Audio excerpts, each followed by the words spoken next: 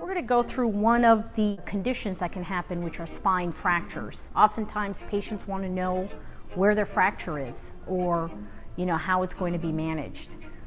This is just a quick primer and straightforward, very summary oriented about spine fractures. So again, I have a spine model right here in front of me. This is actually my spine model from many years ago as a resident, and quickly going through this bony anatomy. The bones of the spine protect the spinal cord. When we have a fracture, then sometimes that fracture does not protect the spinal cord, and that's what we worry about in very serious fractures. In less serious fractures, quickly going through the anatomy, this is the vertebral body, this is the transverse process, this is the spinous process in the back, this is the front where the vertebral body exists, this is the back where the spinous process exists. These are the transverse process, looking at it from a different angle. These are the facets. This is the inferior facet and the superior facet. And it joins, the superior facet joins with the inferior facet of the level above. And that's how the spine kind of holds together. It holds together by a series of muscles, ligaments, joints, where we have the joint here on my left, the joint on my right, and the disc spaces.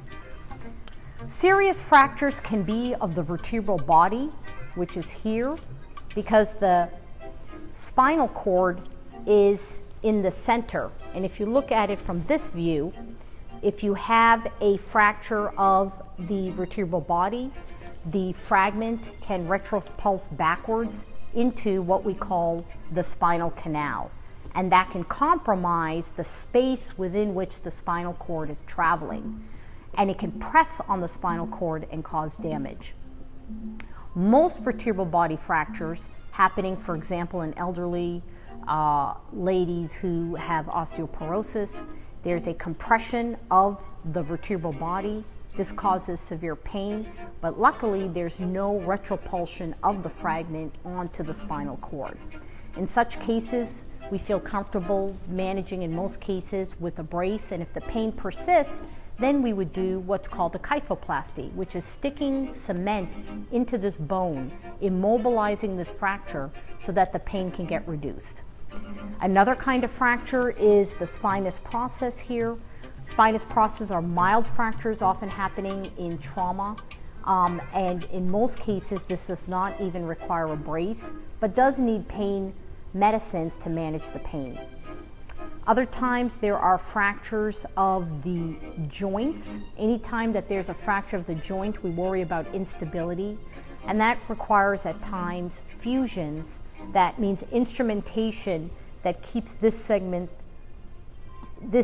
adhered to this segment mechanically, so that when these joints are incompetent, there's no abnormal movement of this segment or of the disc. And then sometimes we have acute traumatic herniated discs, or not from a motor vehicle accident or from a fall. And again, that can cause the disc to herniate backwards, pressing on the spinal cord, causing paralysis or semi-paralysis, weakness in the mild weakness, shooting pain radiating into the legs or into the arms, depending if as well the nerve root is being compressed. So I hope this really helps. These are some basic fractures that we worry about. Certainly it's not an exhaustive discussion of all the fractures and the intricacies, but just gives you an overview when you or your loved one gets a fracture. Thanks very much.